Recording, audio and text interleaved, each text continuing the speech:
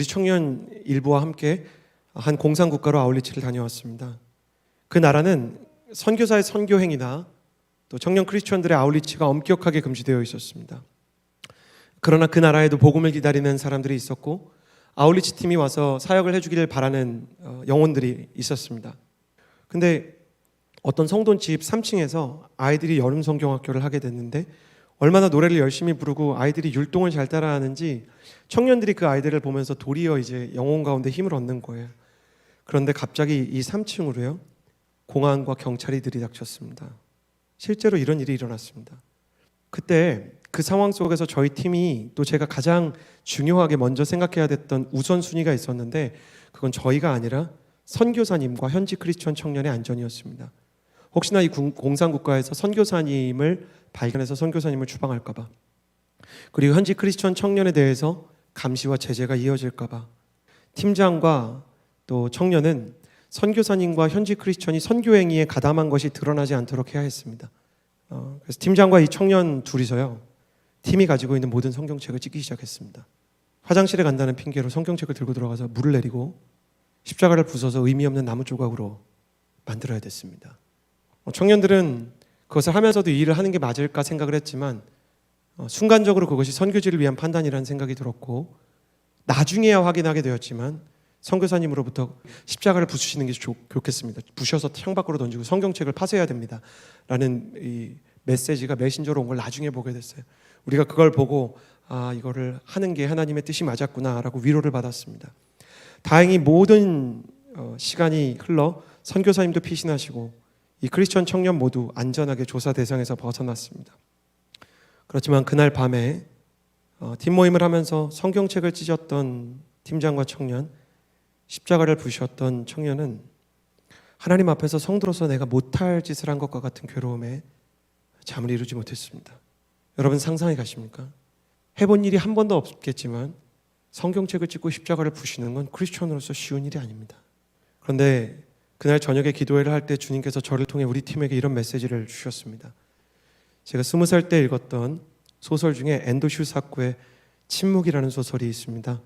이것은 소설이지만 17세기 일본의 실화를 바탕으로 쓰여진 소설입니다. 포르투갈 선교사 주인공 로드리고는 일본으로 선교지를 점검하기 위해 떠났다가 붙잡히게 됩니다. 자신을 도와주겠다는 믿을 만한 일본인을 믿고 나아갔는데 그 일본인이 오히려 밀고자였던 것이죠. 이 로드리고 앞에 일본 사람들은 일본 크리스천들을 두고 로드리고가 예수 그리스도를 배신하지 않으면 이 성도들의 목을 치겠다고 하고 실제로 목을 치고 그들을 고문합니다. 여러분 상상해 가십니까? 실제로 있었던 일입니다. 선교사를 고문했다면 차라리 참았을 텐데 성도들을 고문하겠다는 일본인의 협박 앞에서 이 선교사는 고뇌하기 시작합니다.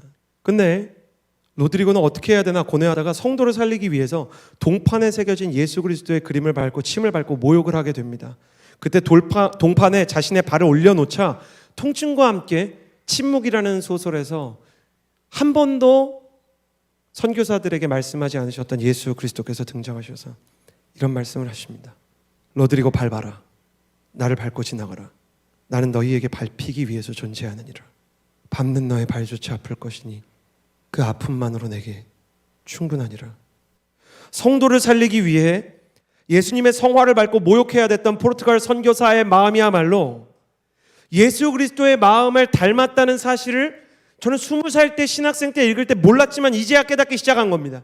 그러면 선교사를 위해서 이 성경을 찢고 십자가를 부수는데도 이렇게 괴롭다면 우리를 위해서 그 아들의 몸을 찢고 부수셨던 하나님의 마음은 어땠을까?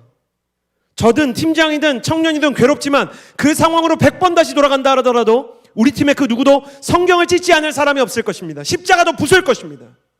그것이 하나님의 마음이었던 것입니다. 하나님께서도 2000년 전으로 1000번 만번 돌아가신다고 하더라도 저와 여러분을 구하기 위해서 예수님의 십자가에 못 박지 않으시겠습니까? 우리가 왜 성경을 찢었습니까? 내 손에 주어진 성경과 십자가보다 선교사의 안전과 선교지의 아이들의 영혼이 중요하다는 것을 고백해야 됐기 때문입니다. 그럼 하나님은 예수 그리스도를 왜 십자가에 못 박으셨는가? 하나님의 최우선순위에 우리가 있다는 것을 증명하신 것입니다. 내 아들이 죽어야만 이들을 구할 수 있다면 나는 내 아들을 죽여서라도 이들을 구하겠다라고 선언하는 것이죠. 그래서 성경은 이렇게 얘기하는 겁니다. 의인을 위하여 용감히 죽는 자가 혹 있고 선인을 위하여 용감히 목숨을 던지는 자가 혹 있거니와 우리가 아직 죄인 되었을 때 그리스도께서 우리를 위해 십자가에 못 박히심으로 하나님께서 우리에게 대한 자기의 사랑을 증명하셨느니라. 우리를 구원하시기 위해서 그리스도께서는 십자가에 달려 고통을 인내하셨습니다. 육신이 찢어지고 정신이 붕괴될 만한 고통스러운 십자가 위에서 예수님은 자신을 조롱하고 저주하는 자들에게 도리어 이렇게 기도하셨습니다. 아버지여 저들을 용서하소서. 자기들이 하는 일을 모르고 있습니다. 이것이 바로 그리스도의 십자가입니다. 그리스도의 십자가는 엄청난 고통이 닥쳐왔음에도 그보다 더 압도적인 사랑이 고통을 이기게 한 사건이었습니다.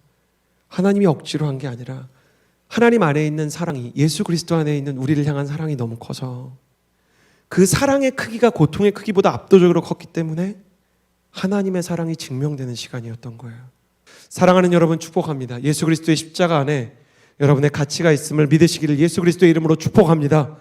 사단이 뭐라고 얘기하든 원수가 뭐라고 얘기하든 여러분 한 사람 한 사람이 예수 그리스도의 생명만큼 가치 있다는 사실이 끝내는 믿어지는 역사가 일어나게 되기를 주님의 이름으로 축복합니다.